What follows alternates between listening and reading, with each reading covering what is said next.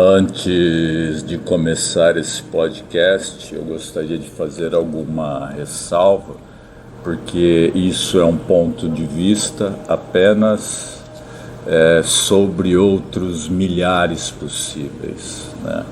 E aqui não se trata de futurologia, de coach ou de autoajuda, também não é essa a proposta desse podcast, né? É bom. E é longo também, né? Também não é meu interesse fazer com que isso engaje. Tanto é que tá tudo ligado aqui. Deixa eu desligar o modo avião. Então veja, o debate que eu proponho é sobre uma frase muito recorrente que diz mais ou menos assim, né? Isso foi entre um diálogo entre eu e uma pessoa. E ela veio com essa seguinte pergunta: uma vez adicto, sempre adicto? Eu pensei e disse para ele: quando alguém diz uma vez adicto, sempre adicto, o que está sendo realmente afirmado? É um alerta? É uma descrição clínica? Ou uma sentença identitária? Porque, veja, existe uma diferença enorme entre reconhecer vulnerabilidade e fixar uma essência permanente. E essa diferença que importa. No contexto dos grupos de recuperação, a frase funciona como um mecanismo preventivo. Ela combate a negação e ela lembra que o risco existe permanentemente. Mas quando o anunciado sai do campo prático e vira definição do sujeito, ela muda de natureza. Não estamos mais falando de risco, estamos falando de identidade. Identidade fixa implica impossibilidade estrutural de transformação.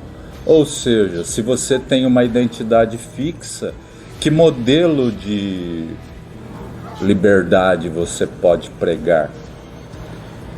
Se a pessoa é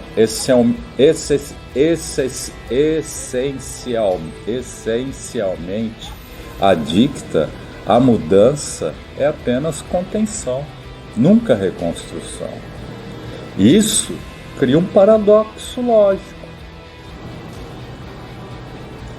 A adicção envolve reorganização dos circuitos dopaminérgicos, a alteração de saliência, de motivação, de aprendizagem. Isso é material, isso é fisiológico. Mas o mesmo campo científico demonstra que o cérebro tem uma certa plasticidade, né? Ele consegue se modular de acordo com o ambiente e o espaço que esse corpo como um todo está inserido. E esses circuitos se reorganizam devido à alteração dos ambientes, junto com o comportamento. Nesse contexto, as respostas ao ambiente modificam. O risco pode persistir. Identidade imutável? Não. Confundir vulnerabilidade biológica com essência permanente é extrapolação discursiva. Há também uma dimensão temporal. O sujeito que hoje narra seu sofrimento válido, concreto, não é o mesmo sujeito que sofre quando usava. Durante o uso ativo, há comprometimento de julgamento, de previsão, de consequência, de simbolização, ou até mesmo de discurso. A compreensão é posterior e a reconstrução da narrativa também. Tem um filósofo chamado Soren Kierkegaard que lembra que a vida só é compreendida retrospectivamente.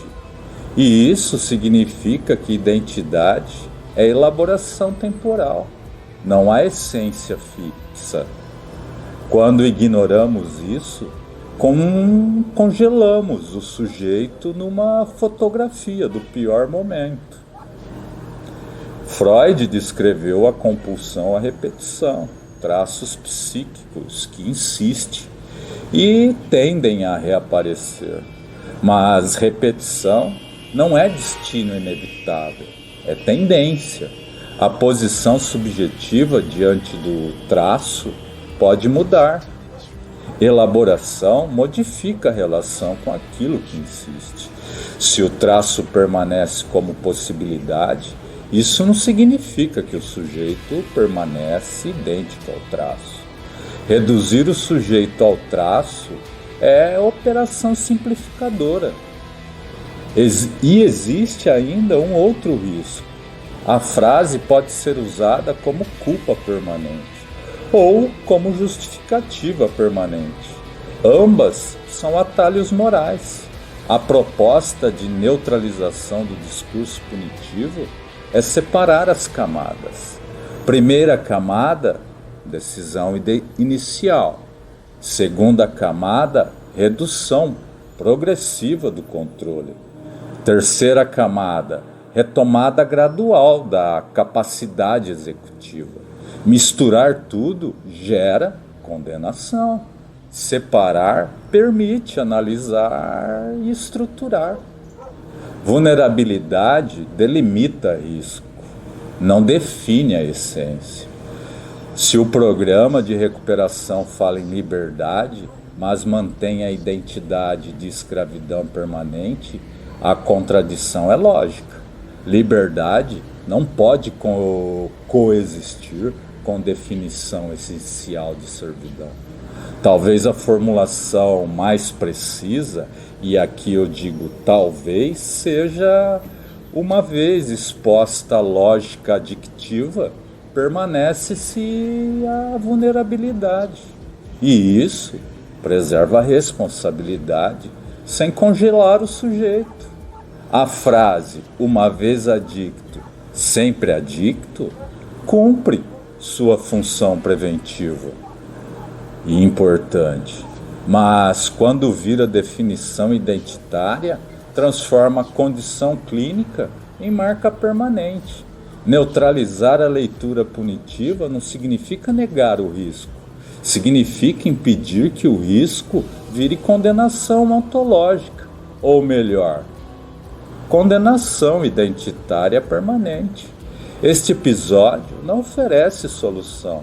Ele apenas impede simplificações. O resto está no texto completo. Quem quiser conforto, é melhor parar por aqui. O link para o texto completo se encontra na descrição.